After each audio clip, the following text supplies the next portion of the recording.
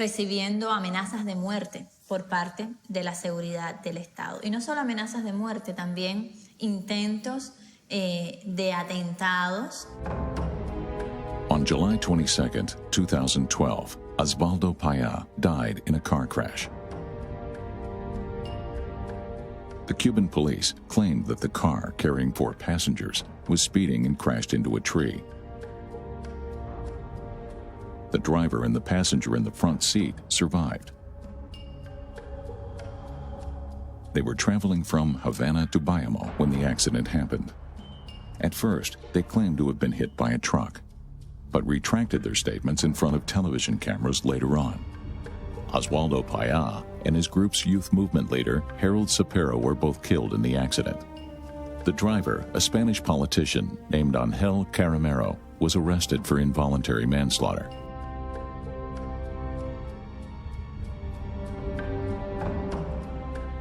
Osvaldo Paya's funeral was attended by tens of thousands of Cubans. His family is convinced his death was orchestrated by the government.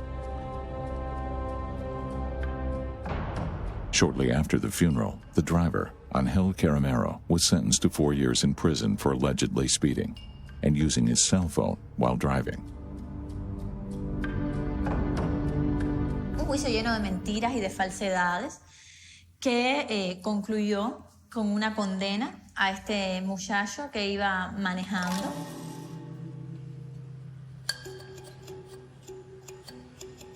After his release, Ángel Caramero claimed on American television that there had been no accident at all. Yo creo que murieron después porque no hubo ningún accidente. Tan solo nos sacaron de la carretera, no íbamos a velocidad excesiva, no hubo el árbol con el que dice el régimen que nos chocamos. Cuando a mí me cogen preso, me meten en un calabozo en Bayamo, yo no tengo acceso a un abogado, no tengo acceso a nadie, salvo a los militares que me están custodiando.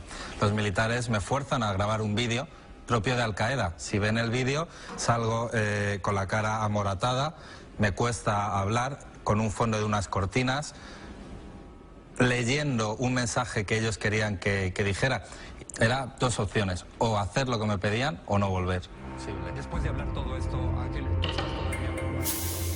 Is Caramero telling the truth, or did he really lose control of the rental car? The Cuban authorities stuck with their version, but doubts and contradictions linger. Yo creo que mi padre fue un objetivo del gobierno cubano desde el principio. El gobierno cubano simplemente estaba esperando la oportunidad. Fidel Castro claimed that Paya was in the pay of the U.S. government, but never offered any proof. However, the United States continued to be his nemesis, and, according to him, the cause of all of Cuba's problems. In particular, Castro saw the U.S. Navy base at Guantanamo Bay as a constant provocation. U.S. soldiers have been stationed here without interruption since 1903. Aux yeux des Cubains, il est clair que c'est le clou, le pied du Christ, si vous voulez. C'est-à-dire, il y a des Américains armés qui sont implantés sur le territoire de Cuba. September 11, 2001, changed the balance of world politics. The United States sought allies in their war on terror. How would Cuba and Castro react? Castro hat den Terrorismus verurteilt, ganz eindeutig, sich davon distanziert, aber auch gleichzeitig gesagt, wir wollen auch keinen Krieg, der daraus folgt. Also no al terrorismo, no a la guerra. Ich weiß noch ganz genau, diese Worte fielen. The USA invaded Iraq and Afghanistan, hunting down al-Qaeda terrorists. But it was unclear which of the many suspects were actual terrorists at all. Almost all suspected high-level enemy combatants were held at Guantanamo Bay on Cuba. Since the base was not part of U.S. territory, U.S. armed forces and the CIA could operate outside of the restrictions of U.S. domestic law.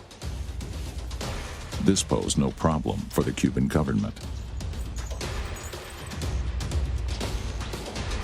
Raúl ist von Journalisten gefragt worden, was halten Sie denn davon? Er sagte, wir sind gefragt worden. Soon, the first accusations of torture and prisoner abuse emerged from Guantanamo. Despite international protests, the prison was not shut down under U.S. President Barack Obama.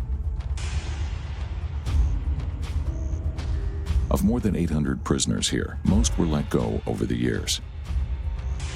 But the fact remains that the United States, who have always accused Cuba of human rights violations, did themselves violate international law in a military base on Cuban soil. Castro's regime exploited the situation and regularly denounced the crimes committed at Guantanamo. For them, it was another way of turning attention away from Cuba's own problems.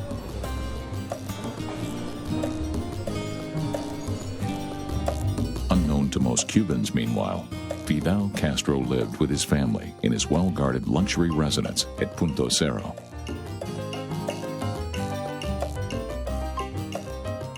Habíamos ahí alrededor de unos 200 hombres, 200 oficiales adjudicados a la protección directa de Fidel Castro, sin contar otros tipos de unidades que se suman a la protección de Fidel Castro, donde se mueve mucha logística. The Castro's family compound was conceived as wholly self-sufficient because Fidel feared being poisoned.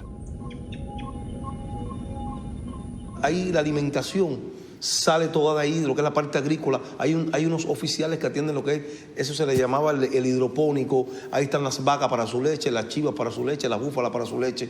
Todo estaba ahí, sus vegetales diarios. Es un hombre muy disciplinado, fue un hombre muy disciplinado para comer. Tenía 2 cocineros, 24 horas, 2 empleadas en la casa. El señor, todo estaba al alcance y todo estaba bajo la protección de lo que eran los oficiales de Punto Cero. Aside from Punto Cero, Fidel Castro also owns a small vacation island near the Bay of Pigs called Cayo Piedra.